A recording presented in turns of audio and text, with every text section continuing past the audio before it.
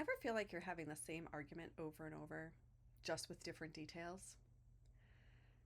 It's not often the situation, it's the pattern that's underneath it. So, old roles and resentments can quietly run within the relationship.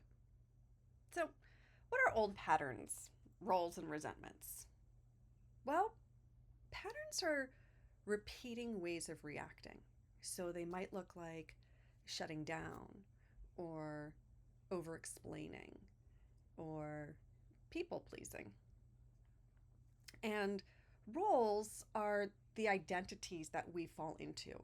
So these could be kind of classic childhood roles: the fixer, the peacemaker, the quiet one, the critic, or could be more classic versions like gender roles. And resentments are those unspoken hurts that build up over time, but often these are things that have shown up when we've let something pass or just went along with something even if we didn't want to. So, resentments can sometimes be an indicator of a boundary of ours that we have allowed to be crossed. Not sometimes on purpose, right? It's kind of all subconscious. So, our roles and sometimes even our resentments can be formed earlier in life and then replayed automatically. Okay, so they can be replayed in your relationship unintentionally. So, they keep you stuck because these patterns and roles become your default setting and you react before you think. Call this automatic pilot, right? Our mind is on automatic pilot. We're just habitually responding in the way that has worked for us at some point in the past. So remember, these patterns, these roles that we've taken on, they provided something for us at one point in our lives. And they may even do that now to some degree, which is why we do them. But often when we feel stuck, that means that that pattern's not working for us anymore. And can we shift out of it? Patterns also can reinforce each other. So sometimes these are called survival strategies. So they're a way that we protect our vulnerabilities. And when my survival strategy meets my partner's vulnerability, I will get his survival strategy as a response. And then when his survival strategy hits me, chances are it's going to poke at my vulnerability and I will bring my survival strategy again. And the dance goes on and on. Okay, so now we're feeling even more stuck. So these patterns, sometimes we also look at them as like, I withdraw and you run away, and then I withdraw some more, or you run and I run, we both attack, right? We can look at it that way as well. But what they functionally do is they block real communication. You're acting in a way that's reacting to the past, not the present. And this can create a lot of emotional buildup. There's tension, we can get more distance, we can have these kind of emotional explosions. Again, just because we're running old scripts. Okay? So if you notice the same conflict is on repeat, I like to call these pet arguments. Like we bring them out and we take them for a walk for a little bit, feed them, we put them away. Gottman's call these the perpetual problems. 69% of couples problems are perpetual. So this is not uncommon. It's actually more common to have these types of problems in relationship.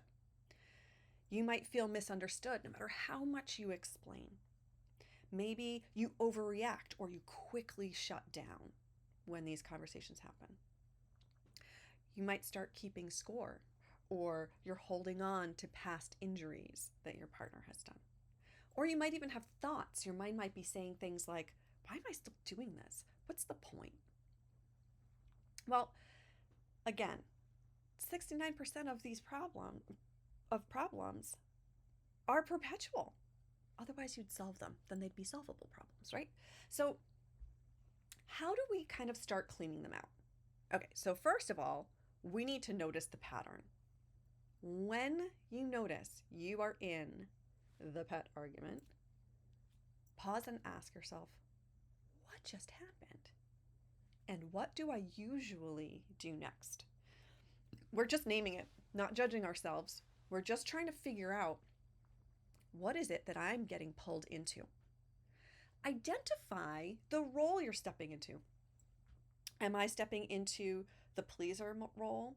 Am I doing what my mom did? We're just looking to see what's going on. Is what I'm doing just familiar? Or is it actually helping?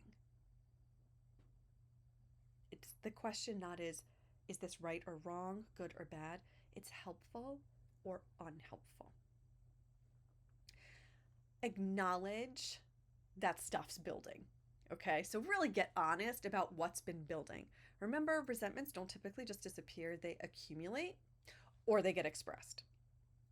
But if we can acknowledge them at a time when we are not feeling the pressure or we're not using our survival strategy, we might be able to express them in a way that is more gentle, more kind, and more accurate, right? When you do go to share differently. Speak from the present, not this pile of stuff from the past. Use simple and direct language.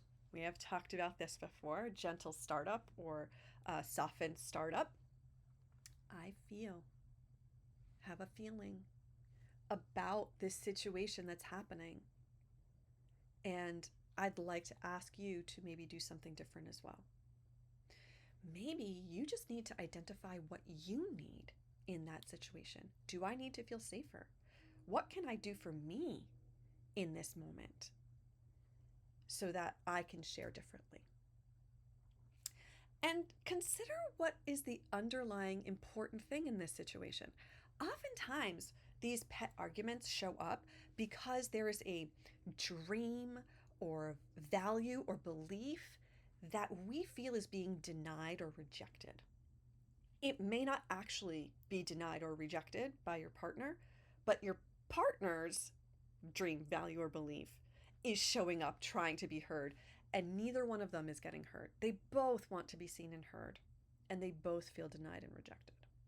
So can you give a kind of voice, a gentle way of sharing that dream, value, or belief with your partner, not as a way of convincing them that you're right, but as a way of sharing what you are bringing to the table and being willing to hear what your partner's dream, value, or belief is in this moment about this topic. You want to choose that different response. Remember that even small shifts break the cycle. Expect a little discomfort. You're doing something new. It's going to be a little uncomfortable. Shifting from survival strategy to a place of vulnerability can be hard. So be kind to yourself. If your partner is joining you on this journey, be kind to your partner when they try.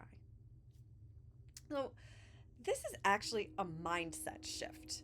It's not about blame. It's not about how our parents ruined us or this, that, or the other. It's about awareness. It's about understanding a little more of who we are and also understanding that both people in the relationship contribute to patterns. We contribute unintentionally often. So we're not trying to create perfection. We're not trying to solve everything. We're just trying to interrupt the cycle so that maybe some of the things that we actually really need to say and have be seen can be said and can be heard or seen. You don't have to keep replaying old dynamics. Relationships can evolve when patterns are brought into the open, and then we can choose change. Awareness creates choice, and choice creates the change. Take care of yourselves and each other.